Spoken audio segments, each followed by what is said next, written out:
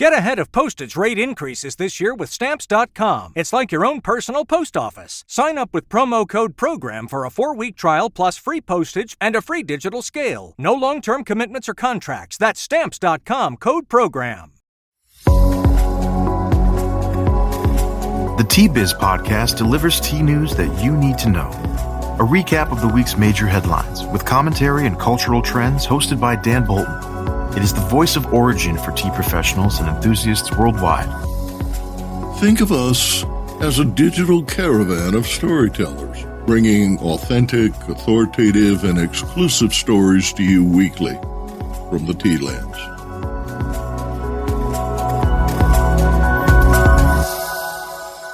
Hello, everyone. Here are this week's headlines. Bypassing sanctions is benefiting India's tea industry. Reinvention is routine at Starbucks. South Africa's Rooibos industry makes its first payout to Indigenous communities. Plus, a NEWSMAKER Q&A with newly appointed Sri Lankan Tea Board Chair Niraj De Mel. De Mel is rallying tea stakeholders, growers, manufacturers, producers, brokers, and exporters in the face of formidable challenges. More in a minute, but first, this important message. What makes a perfect cup of Ceylon tea? The perfect cup is from the tea businesses that ensure the protection of all the children living within their tea estates. We salute Kailani Valley, Telawakili, Bogawanthalawa, Harana, and Eliptia tea estates. Support Save the Children, Sri Lanka. India tea exports to the Russian Federation in April were up 19%, demonstrating the immediate benefit of negotiating a rupees for rubles settlement to bypass sanctions. Russia in April purchased 3 million kilos of Indian tea compared to the 2.54 million reported in April 2021. The combined Commonwealth of Independent States, CIS, total rose to 4.27 million kilos, according to the Tea Board of India. India exported 3.1 million kilos to the CIS last April. Sales to Ukraine are included in the CIS statistics. Exports there were only 40,000 kilos, down significantly compared to the 120,000 kilos reported in April 2021. Exports to Kazakhstan increased to 1.2 million kilos. Trade with Russia virtually halted in March following the invasion of Ukraine, impacting comparisons of year-to-date quantities. In 2021, Russia imported 8.3 million kilos in January through March, compared to the 6.8 million kilos so far in 2022. May figures are not available, but will likely confirm the trend of restoring CIS as India's top tea trading partner, according to sellers. Harvest year totals, January through March of 2022, currently reveal the UAE as India's top trading partner at 10.2 million kilos, up 140% from the 4.2 million kilos during the same period in 2021. Iran has also significantly increased tea imports to become India's third largest trading partner at 7.5 million kilos, which is up 64% through March. Shortages are evident in grocery stores as stocks of European tea brands are gradually depleted in Russia. In addition to India, Russia has turned to China and to sympathetic countries including Iran, Turkey, Georgia, and the Middle East for tea supplies. Russia traditionally has a taste for orthodox black tea, buying much of its stock from Sri Lanka. But as Sri Lanka's financial conditions deteriorate and those in Russia decline, households are buying less expensive Assam CTC. Sri Lanka's tea exports to Russia are down 19% to 8.5 million kilos through May, according to the Sri Lankan Tea Exporters Association. Shipments of tea to Ukraine are down 55% through May.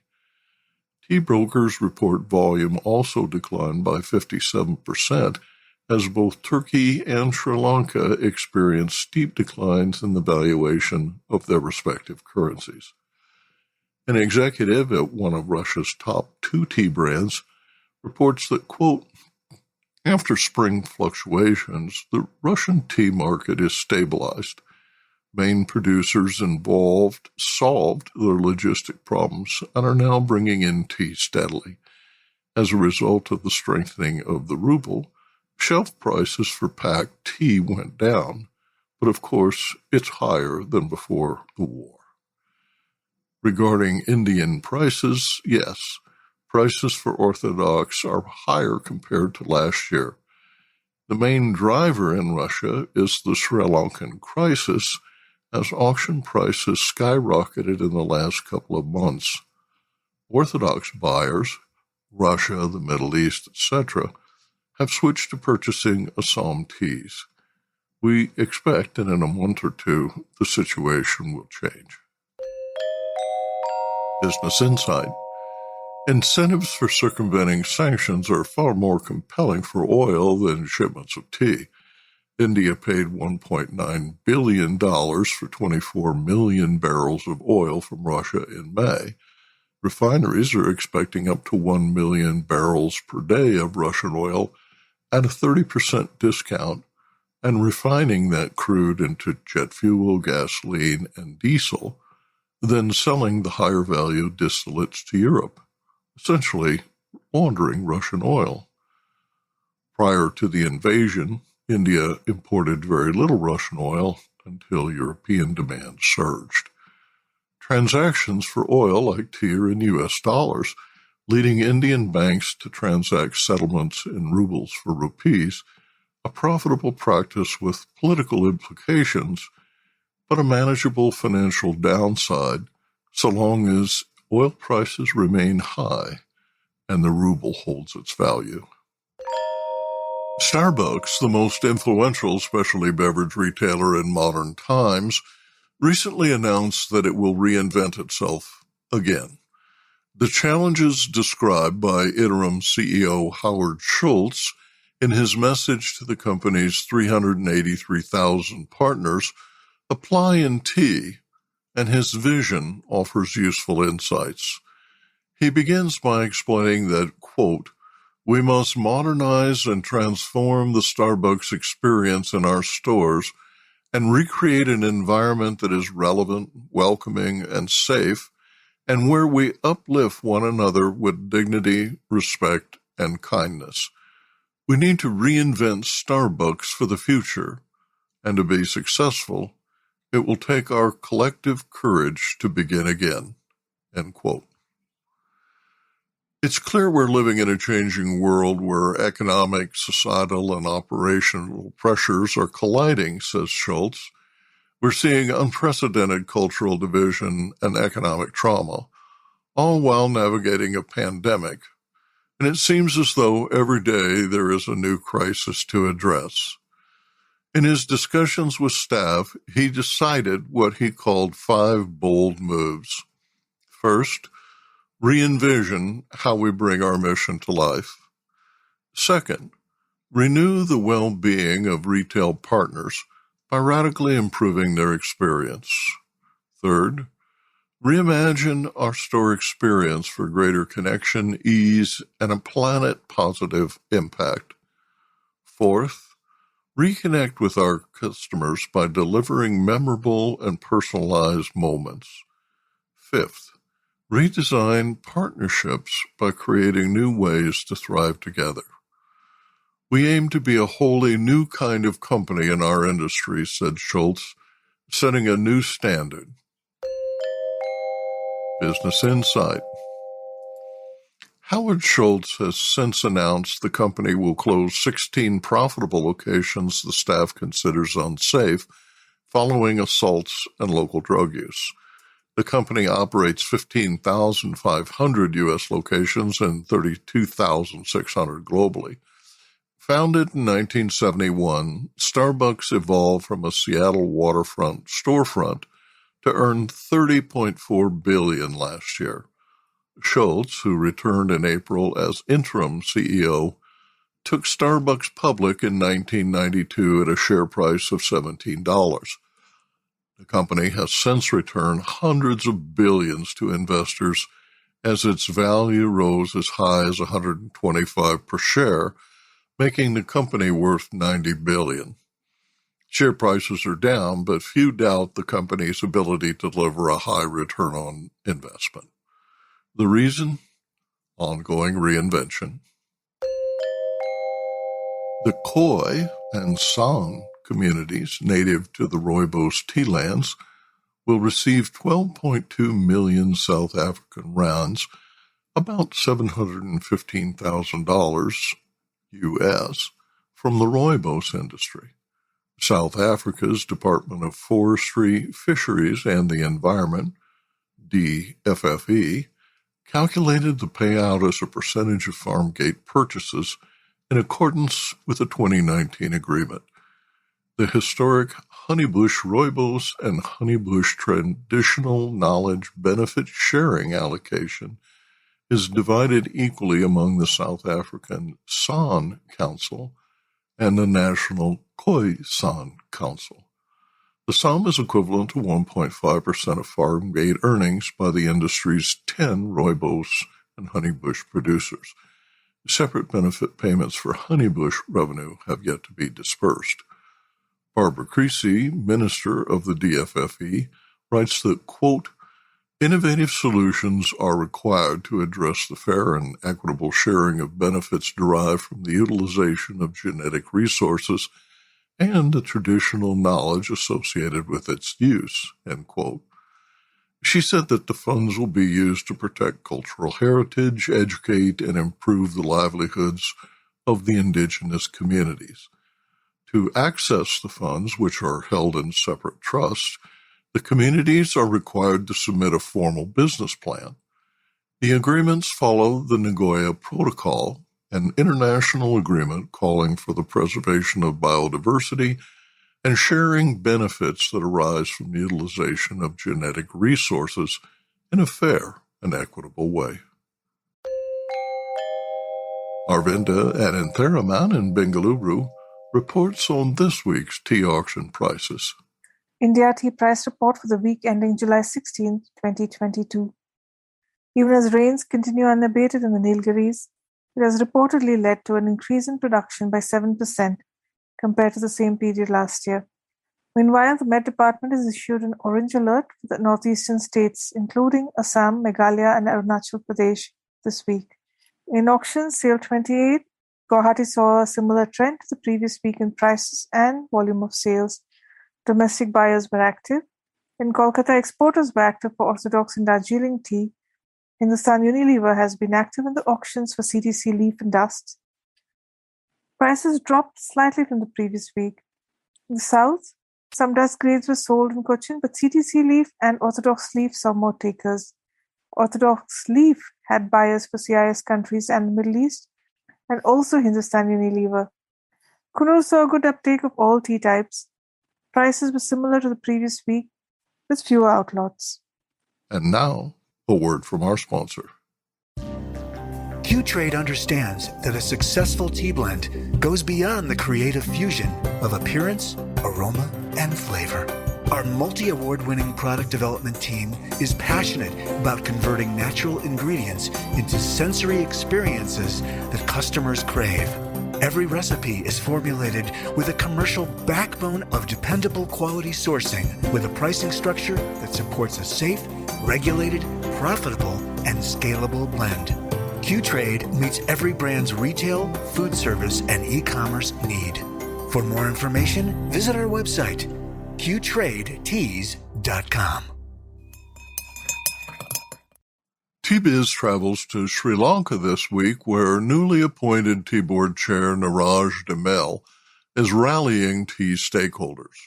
growers, manufacturers, producers, brokers, and exporters in the face of formidable challenges.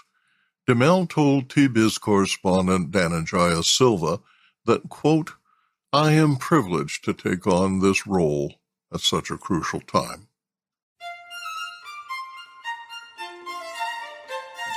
Sri Lanka is in turmoil, politically and financially. The country of 22 million is struggling as widespread demonstrations continue.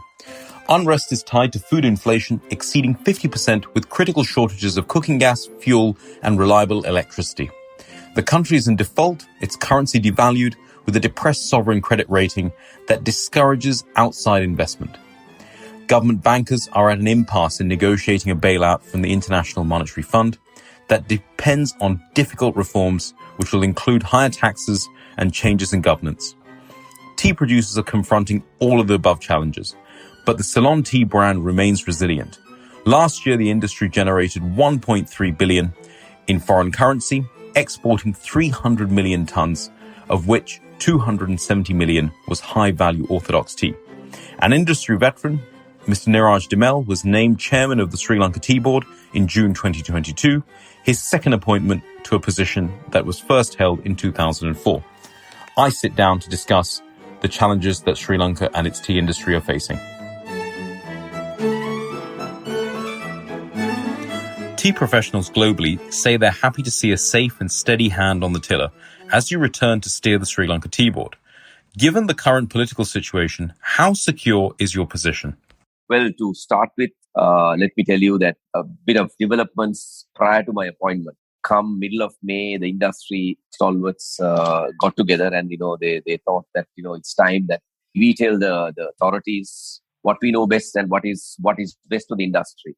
So arising from that, they also decided the people whom we think are best suited for the positions of the TRI and the Sri Lanka Tea Board. But I was asked to step back for obvious reasons, and the immediate past chairman went along with this delegation and met the minister and discussed these things and told them, because you see, Dananjaya, we are straight away after a debacle as a result of a wrong decision on fertilizer.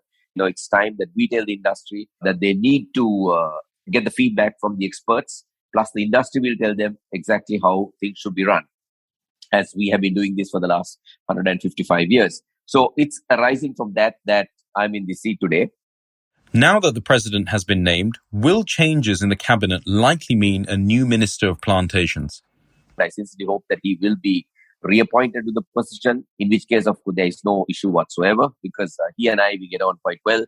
And to me, he's a minister who sizes up things quite well. He's a learned man, being a doctor, medical doctor himself. If there is going to be a change, be that as it may, I've gone there to do a job of work. First and foremost, we need to steady the ship. The crisis not only impacts the rural tea sector. Service providers in Colombo, the hub for blending, packaging and shipping, report difficulties in obtaining financing, fuel and reliable electrical power. Will you describe how the Tea Board is addressing these concerns? Yeah, I think there needs to be some clarification on this. But today, that's all liberalized. So private sector basically handles it. They carry the can. We are trying as far as possible. And more so now, I have actually instilled into the minds of the officials at the Tea Board that we have to be an enabling outfit. Going back on your question number 2, there's one item that was missed, and that's the fuel factor. Actually, that has taken precedence over fertilizer now, because to run your factories, for the transportation, for collection of leaves, as well as bringing the manufactured tea down to Colombo, the tea brokers to distribute the samples, the exporter functions, particularly the tea bagging sector, where the machines have to be run continuously. All that requires uninterrupted power supply. Power cuts that have been prevailing in this country for the last 4-5 months is actually a bit of an encumbrance to the people, and compounded by the fact that there is a kind of a fuel scarcity, particularly diesel. We are trying our best to contact all concerned, have the right message conveyed to ensure that the producers get their quota of fuel that they need. Of course, they cannot have it the way they used to have, because the country itself is, importing ship by ship. Of course, the private sector, I must say, particularly the tea exporter segment, they have stepped in, which is very magnanimous on their part. to fast track this process, government has said, well, if you can produce the foreign exchange, then you are certainly able to get the fuel across. So with that, the private sector exporters have come together, banded together to give off whatever they can. When these new problems have arisen over the course of this year through the power cuts, through the fuel, you've already got a very battle-hardened core of professionals who are already in the businesses industry-wide, who are able to react very quickly and actually, make provisions to see that the industry continues to operate regardless of the outer factors. That's right. Reaffirming that Sri Lankan tea industry, 155 years, it's one of the resilient industries in this country.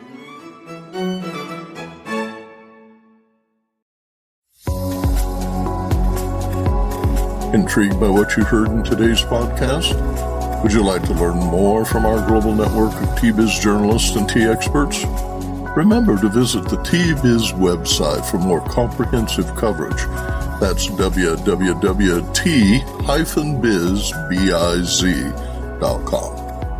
Thanks for listening. Farewell till next week.